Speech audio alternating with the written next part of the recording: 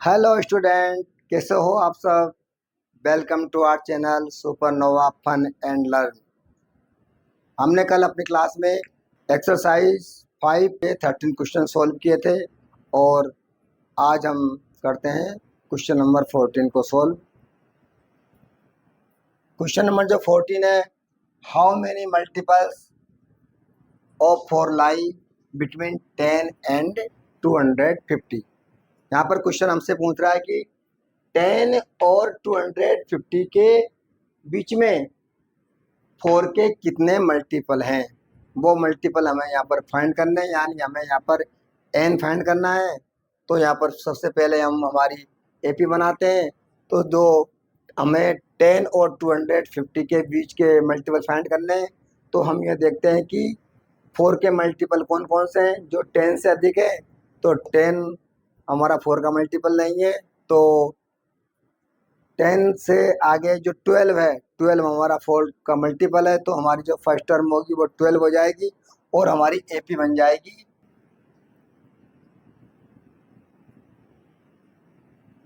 12।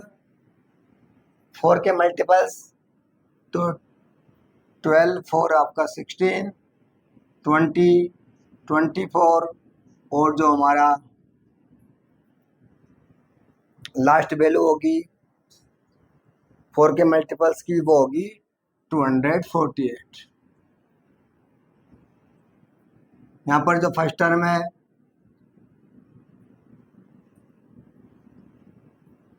a equal 12, common difference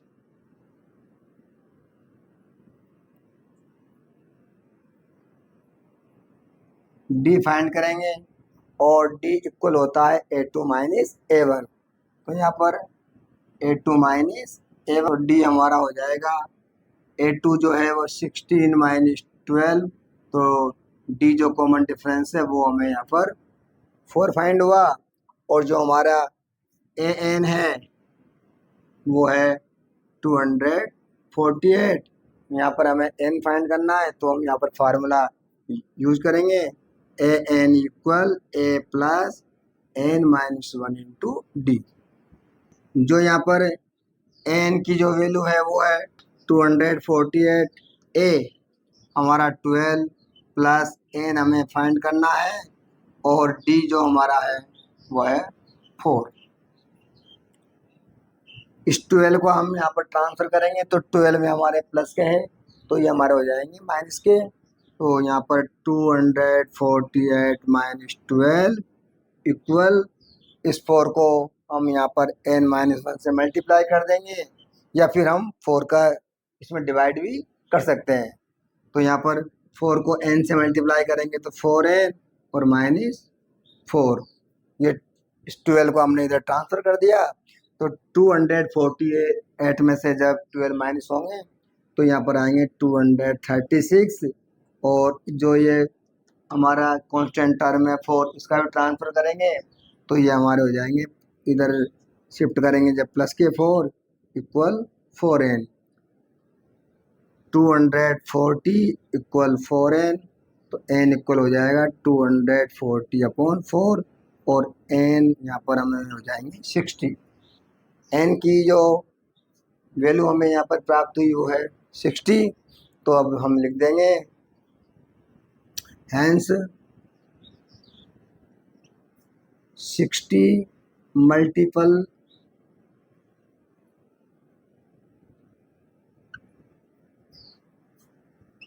of 4 between 10 and 250। इस प्रकार से हमारा जो 14 क्वेश्चन है वो समाप्त होता है और हम अब चलते हैं नेक्स्ट क्वेश्चन की ओर। Question number 15, forward value of n are the nth terms of 2 APS this are equal. हमें यहाँ पर जो दोनों APS दी गई है इसमें n की वैल्यू फाइंड करनी है कि n के वह कौन सा मान होगा जिसके लिए इनके nवें पद समान होंगे। तो यहाँ पर हमें जो फर्स्ट एपी गिवन है आप लिख देंगे the given first AP 63, 65, 67 first term है ए इक्वल 63 होगी। यहाँ पर हम डी निकाल लेंगे, डी होगा A2 माइनस A1, A2 हमारा 65 माइनस 63, तो जो डी कॉमन डिफरेंस होगा वो हमारा 2 होगा और एन हमें यहाँ पर फाइंड करना है। इसके बाद में जो हमारी ए एन आएगी वो हो जाएगी a plus n minus 1 into d. तो यहाँ पर ए हमें 63 प्लस एन माइनस 1 और जो डी है वो हमारा 2 होगा। तो इस प्रकार से यहाँ पर 63 प्लस 2n माइनस 2 और 63 में से जब 2 माइनस होंगे तो यहाँ पर हमारा रह जाएगा 61 प्लस 2n, ये हमारी इक्वेशन 1। इस प्रकार से जो हमारी सेकंड एपी है द गिवन सेकंड एपी वो है 3, 10, 17। इससे भी हम यहाँ पर पहले फर्स्ट टर्म फाइंड करेंगे। जो हमारी फर्स्ट टर्म होगी a equal 3, common difference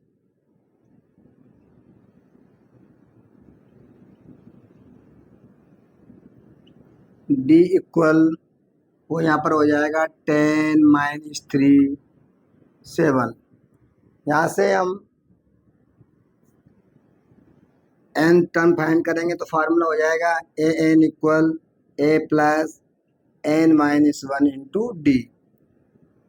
A n equal जो फर्स्ट टर्म है वो है हमारी 3, तो यहाँ पर 3 पुट कर देंगे प्लस एन माइनस 1 और जो डी कॉमन डिफरेंस है वो है 7, तो यहाँ पर हम 7 लिख देंगे। तो इक्वल 3 प्लस 7 को n से मल्टीप्लाई करेंगे तो 7n और माइनस 7 को 1 से मल्टीप्लाई करेंगे तो 7। यहाँ पर 3 हमारा प्लस का है और जो 7 है वो माइनस का है, तो -7 में से प्लस के 3 हमारे लेस हो जाएंगे, तो ये आ जाएगा हमारा 7n माइनस 4, इक्वेशन नंबर 2। अब हमें जो इक्वेशन फर्स्ट और 2 फाइंड हुई है इन दोनों को हम इक्वल कर देंगे, क्योंकि जो क्वेश्चन कह रहा था कि ऐसी कौन सी वो है टर्म की वैल्यू जो इन दोनों एपीएस के लिए इक्वल होगी। तो यहाँ पर अकॉर्डिंग टू क्वेश्चन जो हमारी फर्स्ट इक्वेशन है वो है 61 प्लस 2n इक्वल जो सेकंड इक्वेशन आई वो है 7n माइनस 4। इनको सॉल्व करेंगे तो यहाँ पर हम 61 और जो -4 है इसका ट्रांसफर कर देते हैं तो ये प्लस का 4 हो जाएगा इक्वल 71 और जो हमारी 2n प्लस के हैं तो इसका ट्रांसफर करेंगे तो माइनस के 2n, 61 और प्लस के 4 हो जाएंगे 65 इक्वल 7n में से 2n माइनस होंगे तो यहाँ पर आ जाएंगे 5n और n की जो वैल्यू होगी वो 65/5, तो यहाँ पर n हमारी हो जाएगी 30। यानी जो हमारी 13 टर्म होगी दोनों एपीएस में उसकी वैल्यू इक्वल होगी। तो यहाँ पर हम लिख दीजिए hence 13th term are equal.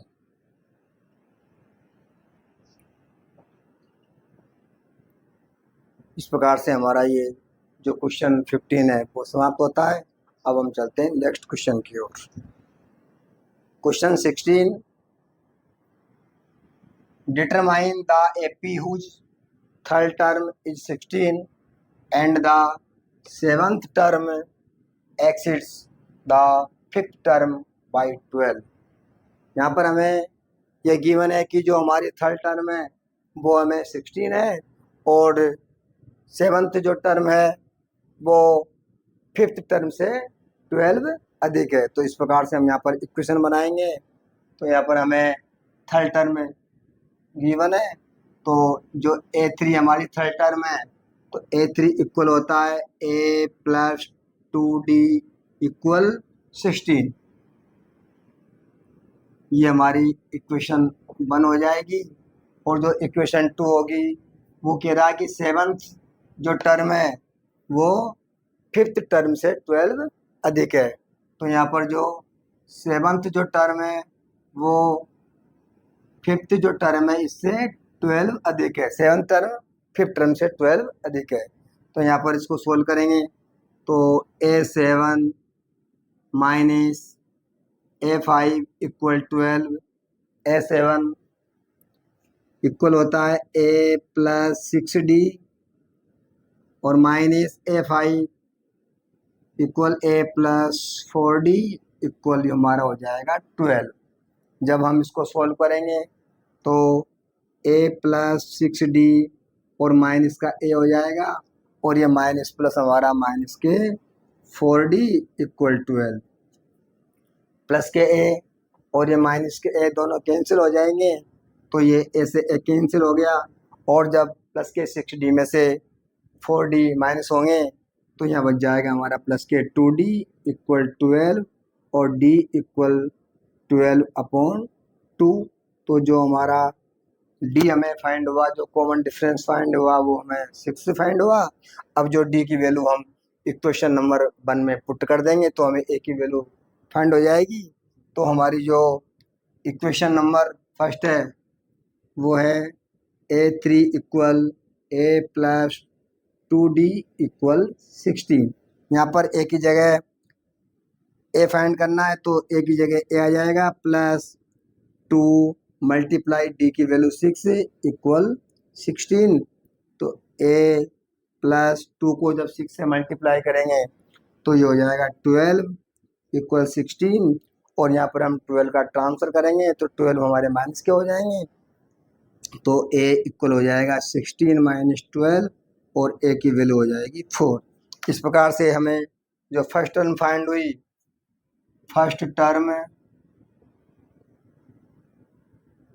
A equal 4 और जो हमारा कॉमन डिफरेंस आया,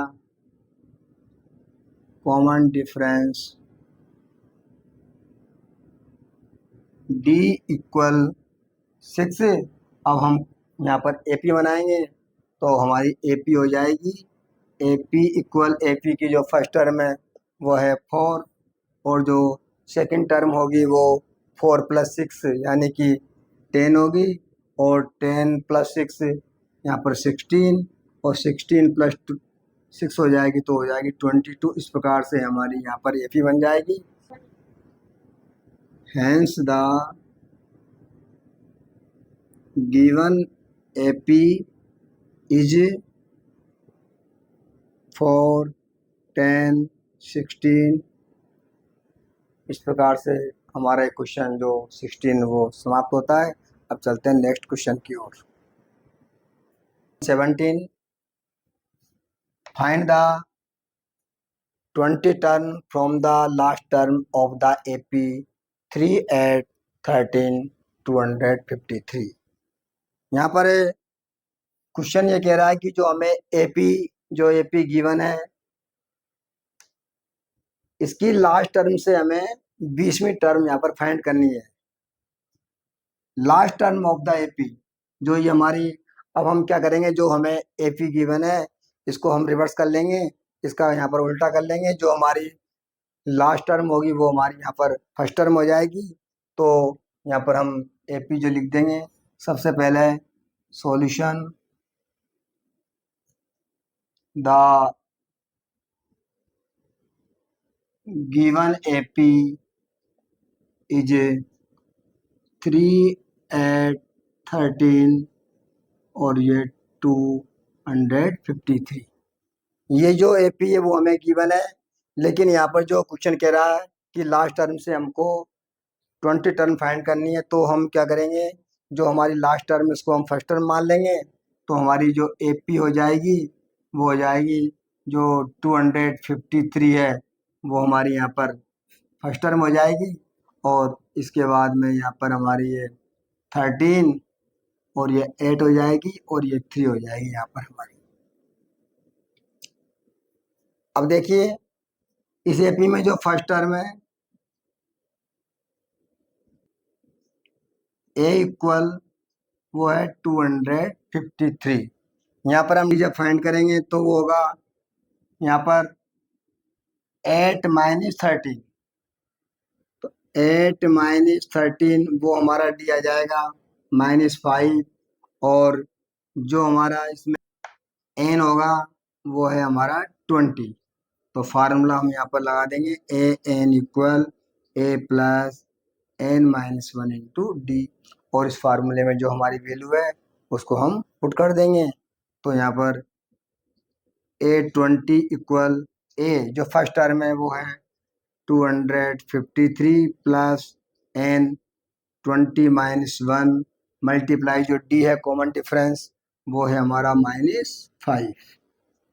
जब इसको हम सोल्व करेंगे तो A20 इक्वल 253 प्लस 20 में से यहाँ पर 1 माइनस हो जाएगा, तो यहाँ रह जाएंगे 90 और ये मल्टीप्लाई में -5। तो A20 इक्वल 253, और जब हम 19 को -5 से मल्टीप्लाई करेंगे तो यहाँ पर आ जाएगा हमारा 95। 253 में से 95 को माइनस कर देंगे तो यहाँ A20 की जो वैल्यू होगी वो हमारी हो जाएगी 13 में से 5 जाएगा तो 8, यहाँ रह गया 4, 14 हो गया, 14 में से जब 9 जाएंगे तो 5 और यहाँ रह जाएगा हमारा 1। तो इस प्रकार से जो हमारी 20वीं टर्म होगी वो होगी 158। तो यहाँ पर हम लिख देंगे हैंस द 20 टर्म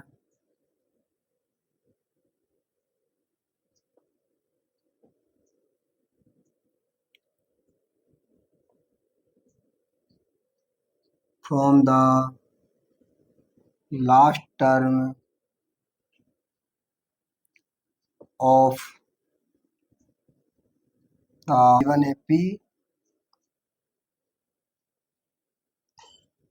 is 158। इस प्रकार से हमारा ये जो क्वेश्चन है 17 वो समाप्त होता है। अब चलते हैं हम नेक्स्ट क्वेश्चन की ओर। Question 18, the sum of the fourth and eighth term of an AP is 24 and the sum of the 6th and 10th term is 44. Find the first 3 term of the AP। यहाँ पर हमें जो fourth और जो eighth जो term है उनका सम यहाँ पर 44 हमें गिवन है, और जो हमारी 6th टर्म और 10th टर्म है उसका सम यहाँ पर 44 गिवन है। तो यहाँ पर हम पहले इनको सॉल्व करेंगे।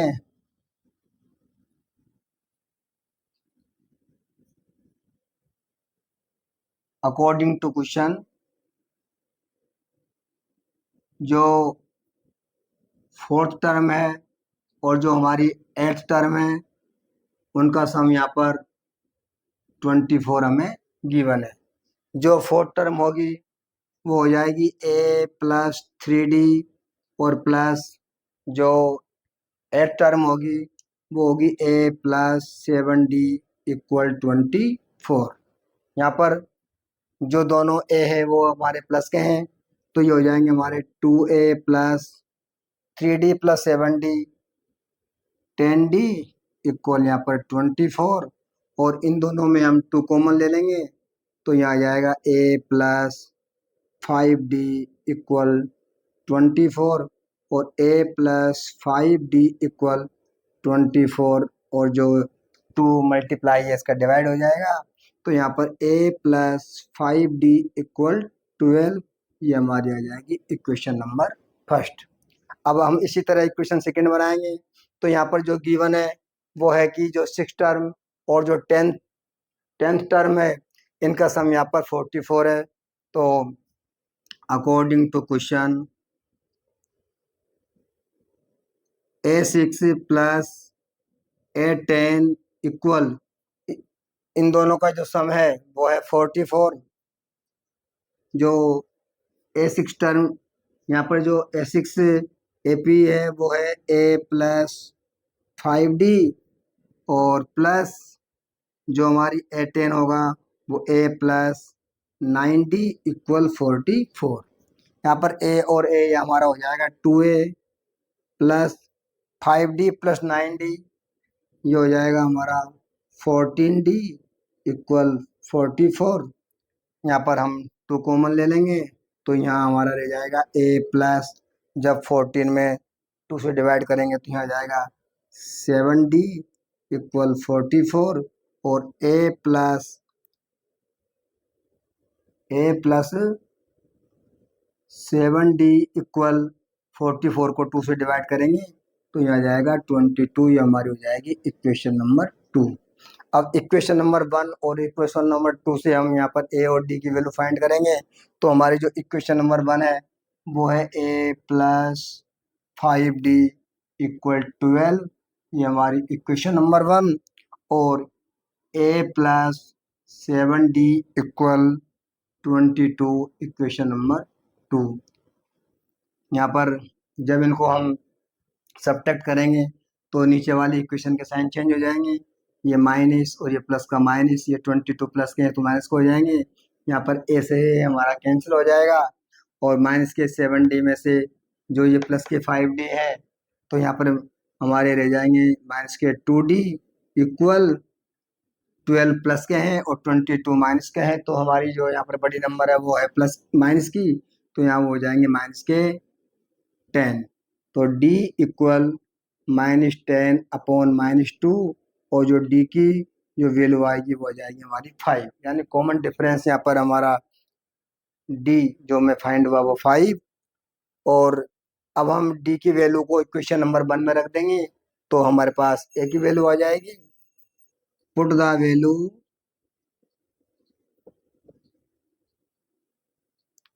Of d in equation number first. हम जो d की वैल्यू जो हमें फाइंड हुई इसको हम इक्वेशन नंबर 1 में पुटअप कर देंगे।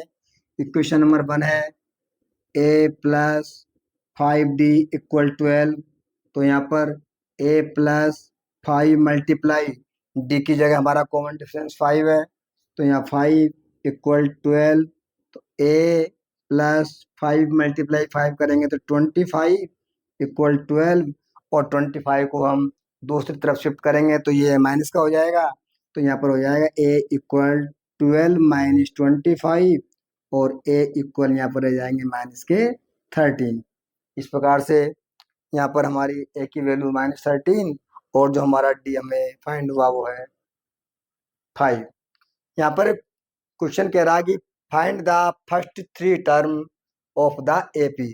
तो हमारी जो फर्स्ट टर्म है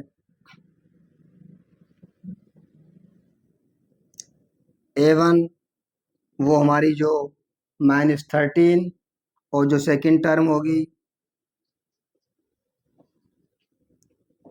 A2 equal a plus d, तो जो a की जो वैल्यू है वो है -13 और प्लस d की value 5।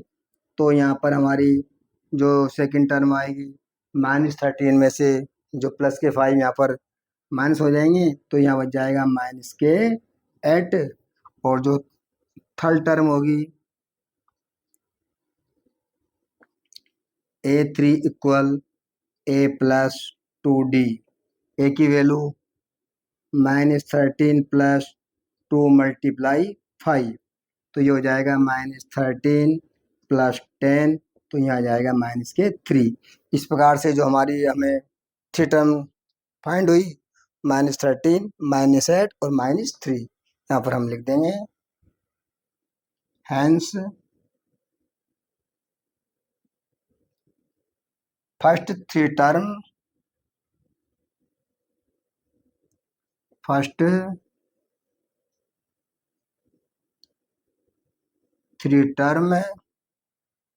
Of the AP equal -13, -8 और -3। इस प्रकार से हमारा ये क्वेश्चन समाप्त होता है। अब हम चलते हैं क्वेश्चन नंबर 19 के ओर। Question number 19, Shobha Rao started work in 1995 at an annual salary of 5,000 rupees and received in increment of 200 rupees each year. In which year did his income reach 7,000 rupees? यहाँ पर जो प्रश्न है वो है कि जो शोभा राव है उसने 1995 में एक कार्य आरंभ किया और उसकी जो एनुअल सैलरी थी शुरुआत में वो थी 5,000 रुपीज और प्रति ईयर जो इंक्रीमेंट लगता है वो है 200 रुपीज। तो यहाँ पर कि कौन से ईयर में उसकी सैलरी 7,000 रुपीज हो जाएगी। तो यहाँ पर हमें जो फर्स्ट टर्म है वो हमारी होगी 500 रुपीज और जो यहाँ पर डी कॉमन डिफरेंस होगा क्योंकि ईच ईयर में उसका 200 रुपीज का इंक्रीमेंट लगता है, तो ये हमारा कॉमन डिफरेंस डी हो जाएगा और जो ए एन जो होगी हमारी वो होगी 7,000 रुपीज। तो यहाँ पर first term a equal 5,000 rupees, common difference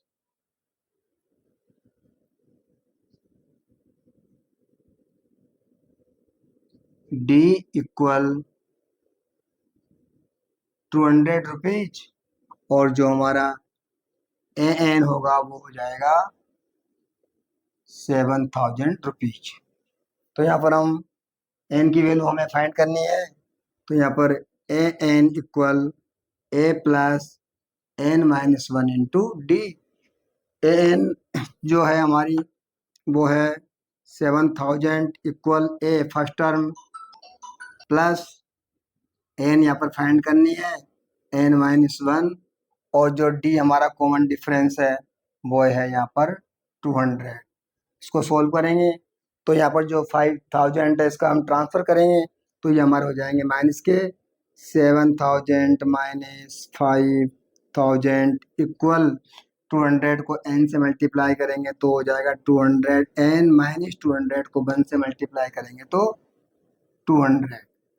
यहाँ पर 7,000 में से 5,000 माइनस होंगे तो यहाँ बच जाएंगे हमारे 200 और जो माइनस के 200 है इसको भी इधर शिफ्ट कर देंगे तो ये हमारे माइनस की जगह प्लस को हो जाएंगे। प्लस के 200 इक्वल 200 n, दोनों को प्लस करेंगे तो यहाँ पर हो जाएंगे 2,200 इक्वल 200 n और n इक्वल आ जाएगा 2,200 अपॉन 200। यहाँ पर ये 0 से 0 कैंसिल हो जाएगी और 2 से हमारा ये 20 जो 2 है वो 11 बार कैंसिल होगा तो n इक्वल आ जाएगा 11। तो यहाँ पर प्रश्न कह रहा था कि in which year did his income reach 7,000, यानी कि कौन से ईयर में उसकी सैलरी 7,000 रुपीज पहुँच जाएगी। तो यहाँ पर जो n है वो है हमारा 11, तो यहाँ पर लिख देंगे hence in the 11th year the salary will be 7,000 rupees. इस प्रकार से हमारा क्वेश्चन समाप्त होता है। अब चलते हैं हम नेक्स्ट क्वेश्चन की ओर। Question number 20, Ramkali saved ₹5 in the first week of a year and then increase her weekly saving by 1.75 rupees. If in the nth week her weekly savings become rupees 20.75, find n। यहाँ पर जो question है वो ये है कि जो रामकली है वो किसी वर्ष के प्रथम सप्ताह में 5 रुपए की बचत वो करती है और वह उसकी जो सेविंग है वो हर वीकली 1.75 रुपीज बढ़ाती गई।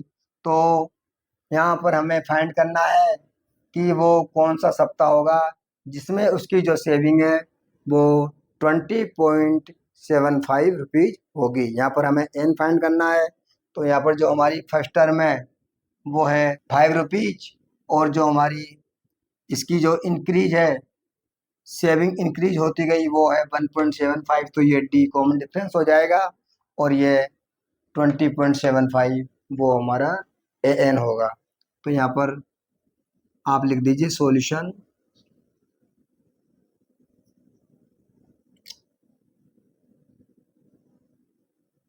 First term a equal 5 rupees, common difference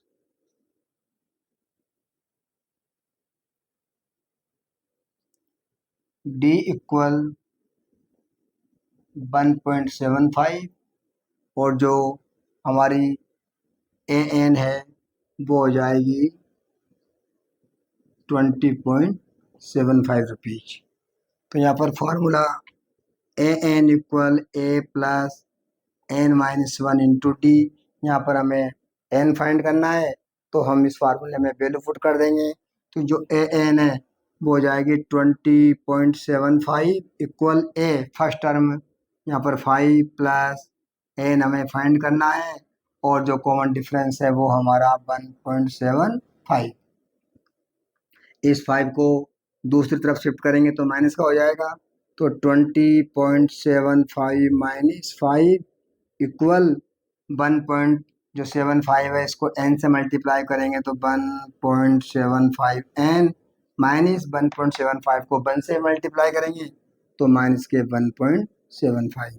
यहाँ पर 20.75 में से 5 माइनस हो जाएंगे तो यहाँ रह जाएंगे 15.75 और जो ये 1.75 हमारी टर्म है कांस्टेंट टर्म है इसका भी ट्रांसफर कर देंगे तो ये माइनस की है तो प्लस की हो जाएगी 1.75 इक्वल 1.75 n। इन दोनों को प्लस कर देंगे तो प्लस करने पर यहाँ पर आ जाएगा 5 5 हमारा 10 कैरी 1 7 7 14 और 1 15 की 5 कैरी 1 और 1 और 5 6 और कैरी 7 और यहाँ 1 का 1 आ जाएगा इक्वल 1.75 n। तो n इक्वल हो जाएगा 17.50 अपॉन में 1.75। अब यहाँ पर सबसे पहले हम जो हमारी पॉइंट है वो यहाँ पर हट जाएगी, पॉइंट से पॉइंट कैंसिल हो जाएगी तो n इक्वल यहाँ पर रह जाएंगे 1750 और नीचे हमारा हो जाएंगे 175। तो यहाँ पर 175 से 10 बार कैंसिल हो जाएंगी तो n इक्वल हो जाएगी यहाँ पर 10। तो हम यहाँ पर लिख देंगे hence in 10th week Ramkali saves reach 20.75। इस प्रकार से हमारा ये क्वेश्चन समाप्त होता है और साथ ही हमारा चैप्टर 5.2 समाप्त होता है। सभी को धन्यवाद। Thank you. Thanks for watching this video. Please like, share and subscribe and press the bell icon. Thank you.